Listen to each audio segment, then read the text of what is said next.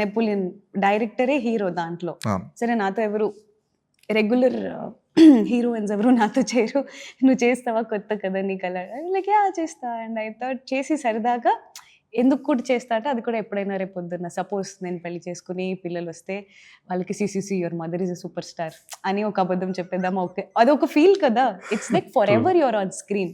మనం వెళ్ళిపోయాక కూడా ఎవరో ఒకళ్ళు మనల్ని సినిమా ప్లే చేసుకుని చూడొచ్చు. అప్పుడు I was preparing for my exams okay. చేసేసి వెళ్ళిపోదాం న్యూయార్క్ అనుకున్నా.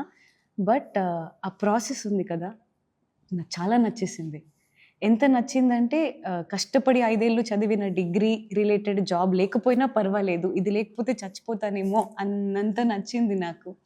అండ్ ఐఎమ్ లైక్ అలానే నా అప్లికేషన్ చింపేసి ఓ, I stayed back. I got obsessed like that feeling ను కెమెరా ముందు యాక్ట్ చేసి అంత ఆ ఫీలింగ్ రేపు పొద్దున్న ఎక్కడికైనా వెళ్ళినప్పుడు ఆడియన్స్ వచ్చి ఐ లవ్ యూ అంటే ఐ వాజ్ లైక్ ఎస్ ఈ లవ్ నాకు కావాలి, ఐ లైక్ ఇట్ అని